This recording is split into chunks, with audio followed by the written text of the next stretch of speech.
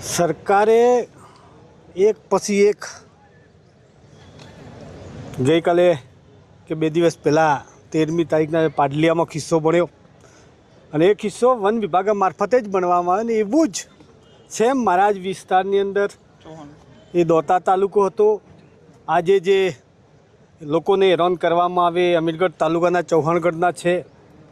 મેં એ જ દિવસે કહેવામાં આવ્યું છે, જાણી જોઈને સરકારે એક ઓંગળી કરીને બતાવ્યું છે કે આ વિસ્તારના લોકોને હેરાન કરો.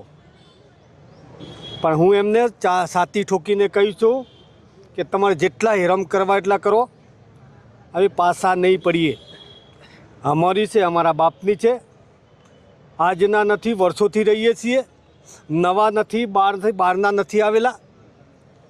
એટલા માટે તમારો હક અધિકાર કાઢવા માટે સહેજ પણ નથી. ને જમીન અમારી ને અમારા બાપની છે, અમારો અધિકાર છે.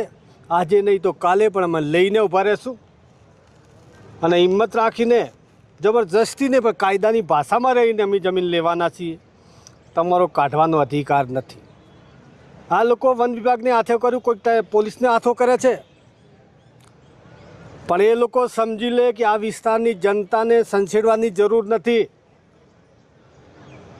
જ્યારે આ વિસ્તારની જનતાને તમે સંછેડો ને એ વખતે અમે કહીએ છીએ, તમારામાં હિંમત હોય ને તો તમે ભોગવાની તૈયારી રાખો.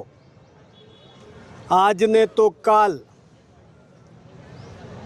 ઈંટનો જવાબ પથ્થરથી આલશું. અત્યારે તમારે જેટલા હેરાન કરવા એટલા કરો. આજે ને તે કાલે પણ એ બદલો અમે લઈને ઊભા રહેશું. અમે નહીં લો તો અમારા દીકરા દીકરીઓ લેશે, પણ બદલો લેશે. અમે આજે નહીં ભૂલીએ, કાલે નહીં ભૂલીએ. મેં 2 દિવસ પહેલાં કહી દીધું છે, વન વિભાગને જમીન એમના બાપની નથી. વન વિભાગ એટલે એક વિભાગ છે. સરકાર કાયદો કરે અને કાયદાની ભાષામાં રહીને જે દાવા રજૂ કર્યા છે અથવા તો દાવા રજૂ ના કર્યા હોય પણ 2006 પહેલથી જે કબજો લઈને બેઠા છે એમને વન વિભાગને કાઢવાનો અધિકાર નથી આપ્યો. અને જે જગ્યા 2000 પછી કબજો કર્યો હોય તો પણ છતાં વન વિભાગ ખાલી નથી કરાવી શકતું. કેટલા માટે ખાલી નથી કરાવી શકતું? આખા ગુજરાતના જેટલા દાવાઓ પેન્ડિંગ છે ત્યાં સુધી હાઈકોર્ટ અને સુપ્રીમ કોર્ટે કહેલું છે, જ્યાં સુધી આ નિર્ણય ના આવે ત્યાં સુધી બીજા પણ તમે હકદાવા અથવા તો એમનો કબજો છે એ છૂટો નથી કરાવી શકતા. પણ આ વન વિભાગ કેના કહેવાથી કરે છે? મને તો જાણે કે ખબર છે કેના કહેવાથી કરે છે. પણ જે કહી રહ્યા છે, સૌથી પહેલાં એમની જે ચરબી છે એ ચરબી આજે ને તો કાલે પણ અમે ઉતારી દેવું. એ કાલે આવ્યા છે ને કાલે આવ્યા પછી જનતા પર, લોકો ઉપર દમનગીરી ચલાવશે તો કદી અમે સાખી નહીં લઈએ.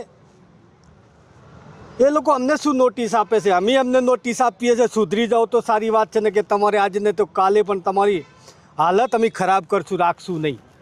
એટલા માટે મેં કીધું કે આ વિસ્તારની જનતાને સંછેડવાનું બંધ કરો ને કે અંબાજીથી ઉમરગામ સુધી મેં જે દિવસે 18 વર્ષ એક થશું ને અને એક જ જગ્યા ભેગા થશું એ વખતે તમે ક્યાં નજરે નહીં પડો, દેખાઓ નહીં ને એ વખતે કહો કે અમારી ભૂલ હતી, એના કરતાં પહેલાં સુધરી જાય તો સારું છે.